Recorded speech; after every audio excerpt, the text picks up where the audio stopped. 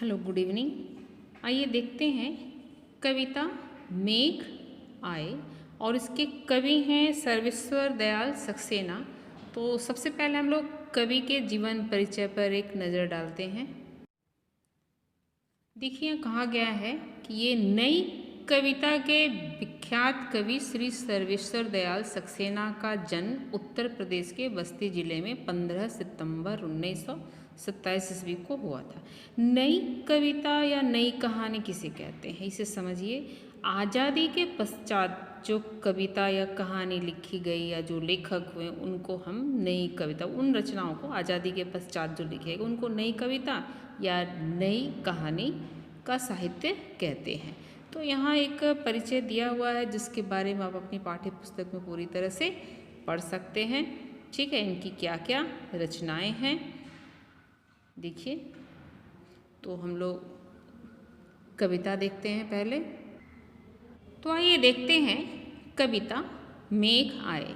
तो कविता में वर्षा के आगमन का वर्णन है। ग्रीष्म के पश्चात वर्षा के आगमन या मेघ के आगमन का वर्णन है।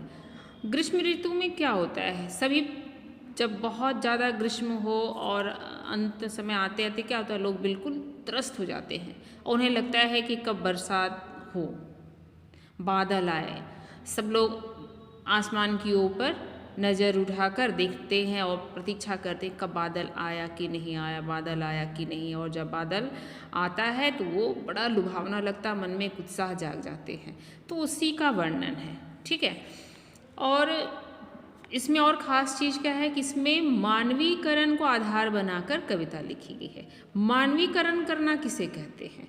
मनुष्य की किसी क्रिया को जब हम प्रकृति के किसी अंग पर आरोपित करते हैं तो उसको कहते हैं मानवीकरण करना। मानवीकरण एक अलंकार है। जैसे हमने कहा कि गुलाब मानो मुस्कुरा रहा था, तो सुंदर गुलाब को, खिले गुलाब को देख करके, तो मुस्कुराने का कार्य कौन करता है? मनुष्य करता है। लेकिन उस क्रिया को हमने प्रकृति से जोड़ा, गुलाब से जोड़ा। तो यहाँ पर गुलाब का मुस्कुराते हुए मनुष्य के रूप में मानवीकरण हुआ है। अगर हम सूर्य की गर्मी दोपहर की बहुत तेज है तो कहते हैं सूर्य तो गुस्से से तमतमा रहा है। तो गुस्से से तमतमाने की क्रिया को हमने सूर्य पर आरोपित किया। इस तरह से सूर्य का गुस्साए हुए मनुष्य के रूप में मानवीकरण हुआ है। इसी प्रकार इस कविता में प्रकृति के तमाम अंगों का मनुष्य के रूप में मानवीकरण किया गया है। तो बहुत सुंदर दृश्य है। दो तरह का चित्र उभर कर आता है। जब हम प्राकृतिक सौंदर्य को देखते हैं तो बादल के आगमन, उसके बाद बरसात का होना, और उस समय प्रकृति में क्या क्या परिवर्तन होता है, हवाओं का चलना, धूल का उड़ना, आंधी का आना, ठीक है, सभी का तृप्त हो जाना इत्यादि। और जब हम मानवीकरण के रूप में जब देखते हैं तो प्रकृति का वर्णन हुआ है। जैसे गांव का एक चित्र उभर कर आता है, गांव की संस्कृति नज़र आती है। जब अतिथि पाहुन जब गांव में आते हैं तो उनका कैसे सत्कार होता है, लोगों की जिज्ञासा कैसे जाग उठती है, उन्हें देखने के लिए लालायित हो जाते हैं सभी लोग। तो यह ग्रामीण जीवन की जो संस्कृति है, उसमें जो सरलता है, उसमें जो उत्साह का वातावरण होता है, उत्साह होता है, वो भी इसमें देखने को मिलेगा। तो सबसे पहले हम लोग कविता देख लेते हैं। मेघ आए बड़े बन ठन के संवर के, आगे आगे नाचती गाती बयार चली, दरवाजे खिड़कियां खुलने लगी गली गली, पाहुन ज्यों आए हो गांव में शहर के, मेघ आए बड़े बन ठन के संवर के। पेड़ झुक झांकने लगे गर्दन उचकाए, आंधी चली धूल भागी घाघरा उठाए, बाकी चितवन उठा नदी ठिठकी, घूंघट सरखए, मेघ आए बड़े बन ठन के संवर के। बूढ़े पीपल ने आगे बढ़कर जुहार की, बरस बाद सुधि लेनी, बोली अकुलाई लता ओट हो की वार की, हर साया ताल लाया पानी परात भर के, मेघ आए बड़े बन ठन के संवर के। क्षितिज अटारी गहराई दामिनी दम की, क्षितिज अटारी गहराई दामिनी दम की, क्षमा करो गांठ खुल गई अब भरम की, बांध टूटा झरझर मिलन का असरु ढर के, मेघ आए बड़े बंठन के संवर के। तो बहुत ही खूबसूरत कविता है। इसको हम लोग प्रथम 4 पंक्तियाँ देखते हैं, 4 से 5 पंक्तियाँ। ठीक है। मेघ आए बड़े बंठन के संवर के, आगे आगे नाचती गाती बयार चली, दरवाजे खिड़कियाँ खोलने लगी गली गली, पाहुन जो आए हो गाँव में सर के। पाहुन का मतलब क्या है, जैसे आपके बुक के नीचे आप देखेंगे तो उसमें अर्थ दिया हुआ अतिथि। पाहुन यानी अतिथि। तो अतिथि यहाँ पर हमारे क्षेत्रीय शब्दों में जो भाषा उसकी, वहाँ भी ये शब्द इस्तेमाल होता है। किसके लिए मालूम है? घर के जमाई या दामाद के लिए उनको पाहुन कहा जाता है। क्यों कहा जाता है? क्योंकि जो जमाई होता है ना, दामाद जो होते हैं, जमाई जो होते हैं, वो सबसे महत्वपूर्ण अतिथि होते हैं। बहुत तमाम तरह के अतिथि आपके घर आते होंगे। ठीक है। आपकी मौसी, बुआ, भाभी के घर से लोग आते होंगे, फूफा जी आते होंगे, मौसा जी आते होंगे, बहुत तरह के और भी अड़ोस पड़ोस अतिथि आते हैं। तो लेकिन जो जमाई जो आता है ना, वो सबसे ज़्यादा महत्वपूर्ण अतिथि होता है। आपने ध्यान दिया होगा कि जमाई के आने पर, दामाद जी के आने पर लोग जिस तरह से व्यवस्था करते हैं, जितनी देख रेख करते हैं, जितनी उनकी तीमारदारी की जाती है, जितना उनको ठाट बाट दिया जाता है, उतना तो किसी को नहीं दिया जाता है। उसको देखने की ललक भी होती है। और अपने गांव की संस्कृति क्या है ना, कि जो अतिथि होता वो किसी विशेष घर का नहीं होता। किसी के घर के भी अतिथि आए, वो तो पूरे गांव का अतिथि होता है। सभी लोग उसका सत्कार करते, सभी उसको मान देते हैं, बहुत दिल खोल का सत्कार करते हैं। कहते हैं अतिथि देवो भव। तो ये हमारी संस्कृति के रग रग में बसा हुआ है। तो इसीलिए यहाँ पर जो बरसों बाद, 1 साल बाद बादल का आगमन हुआ, वर्षा ऋतु का आगमन हो रहा है, तो बादल कैसा लग रहा है? पाहुन की तरह, अतिथि की तरह। बन ठन कर संवर कर आने की बात क्यों की गई है? जैसे जमाई अपने ससुराल जाता है तो क्या होता है, बड़ा बन ठन कर ठाट बनाकर, अरे अच्छे अच्छे कपड़े पहन कर जाता है। आपने देखा होगा, सुंदर दिखने चाहिए जमाई राजा।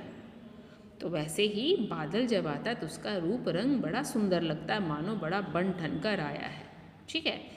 अच्छा, प्रकृति का परिवर्तन देखिए कि जब बादल आता है तो उसके पहले जो पुरवैया हवा होती है वो मंद मंद बहने लगती है, और जैसे पुरवैया मंद मंद बहती है, लोगों को संकेत मिल जाता है कि अब लगता है आज बादल आने वाला है, अब बरसात होगी।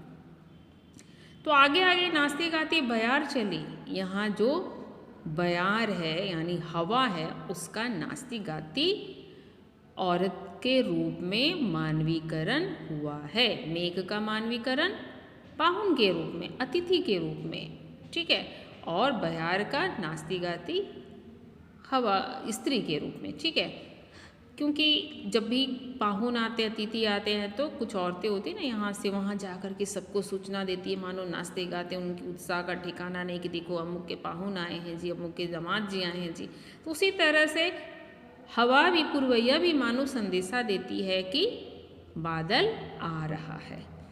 और फिर क्या होता है, ठंडी हवा बहने के बाद, बनने के साथ ही दरवाजे खिड़की खुलने लगते हैं, लोग बादल को देखने लगते हैं। ठीक है। उसी प्रकार यहाँ भी स्थिति है कि हवा के आते ही जैसे बादल आता है, लोग खिड़की दरवाजे खोलकर बादल को देखने लगते हैं। जैसे कोई शहरी पाहुन आया। पाहुन तो अपने आप में बड़ा महत्वपूर्ण होते हैं, लेकिन अगर शहर के हों तो बड़ी ठाठ होती है, बड़े और भी लोगों की उत्सुकता जाग जाती, कौन से शहर से आए हैं, किस पद पे काम करते हैं, कैसे दिखने में। तो ये बहुत ही खूबसूरत ये पंक्तियाँ हैं। इसमें बादल के आगमन का जो प्रतीक के रूप में दर्शाया गया, मानवीकरण किया गया है कि मानो ठीक उसी प्रकार जैसे पाहुन आते हैं अपने ससुराल और गांव वाले उत्सुक हो जाते हैं उन्हें देखने के लिए, उसी प्रकार जब पहली बार आसमान में बादल आता है ग्रीष्म के पश्चात, तो लोग वैसे ही व्याकुलता से, उत्सुकता से उसे आसमान में देखते हैं और उसका रूप रंग बड़ा ही प्यारा लगता है। आगे देखिए, पेड़ झुक झांकने लगे गर्दन उचकाए, आंधी चली धूल भागी घाघरा उठाए, बाकी चितवन उठा नदी ठिठकी घूंघट सरकाए, मेघ आए बड़े बंठन के संवर के। देखिए यहाँ पेड़ झुक झांकने लगे गर्दन उचकाए। अच्छा, जब हवा का झोंका, पुरवैया जब आती हवा का झोंका आता है तो क्या आता है, उसके स्पर्श से पेड़ की डालियां हिलने लगती हैं। तो उस माध्यम से यहाँ पेड़ों का गांव के लोगों के रूप में मानवीकरण हुआ है कि जैसे जमाई आते हैं, दामाद जी आते हैं तो गांव के लोग गर्दन उठा उठा कर उन्हें देखने लगते हैं। वैसे ही मानो वृक्ष भी गर्दन उठाकर बादल को देखना चाहते हैं, लालायित हैं कि बादल आए, क्योंकि पेड़ भी तृषित हैं, प्यास से व्याकुल हैं पानी के लिए। ठीक है, उसके बाद देखिए थोड़ी देर के बाद, अभी तो पुरवैया बहती है, फिर धीरे थोड़ी देर में क्या होता है, धूल भरी आंधी चलने लगती है, होता है ना। तो आंधी चली, धूल भागी, घाघरा उठाए, और थोड़ी देर के बाद क्या होता है, आंधी शांत हो जाती, धूल गायब। ठीक वैसे ही जैसे पाहुन जब आते हैं, जमाई राजा आते हैं, तो कुछ लजाने वाली गांव की स्त्रियाँ होती हैं, पर्दा प्रथा होता है तो लजाती हैं, वो मानो घाघरा अपना लहंगा समेट करके दौड़कर लजा करके भाग उठी।